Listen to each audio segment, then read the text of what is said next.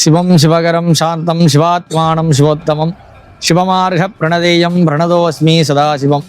எல்லாம் வல்ல உமையோர் பாகனுடைய தனிப்பெரும் கருணையின் வண்ணமாக நமது வன்னிவேடு கஷேத்திரம் என்று சொல்லக்கூடிய வன்னிவேடு கஷேத்திரத்திலே அருள்பாலிக்கின்ற அருள்மிகு ஸ்ரீ புவனேஸ்வரி அம்பாள் சமேத அருள்மிகு அகத்தீஸ்வர பெருமாள் திருக்கோயிலுடைய மகா ஜீரணோதாரண சாஷ்டபந்தன புனராவர்த்தன ராஜகோபுர நூதன மகா கும்பாபிஷேக பெருவிழாவானது வருகின்ற 1/12/2025 காலை 9 முதல் 10:30 மணிக்குள்ளாக நமது ராணிப்பேட்டை மாவட்ட மாண்புமிகு அமைச்சர் ஆர் காந்தி அவர்கள் தலைமையிலும் மேலும் கமலா காந்தி அம்மையார் தலைமையிலும் இந்த அற்புதமான நிகழ்வானது நடந்தேற இருக்கிறது.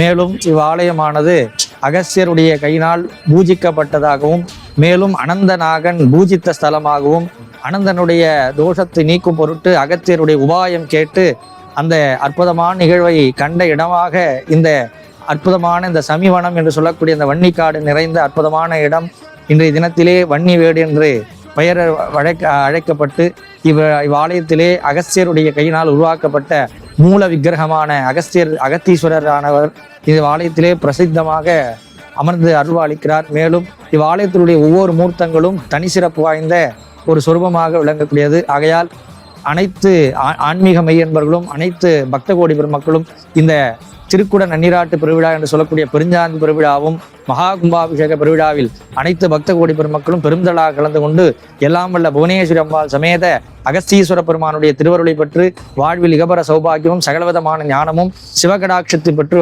வாழும்படியாக கேட்டுக்கொள்ளப்படுகிறது. ஓம் நம சிவாய.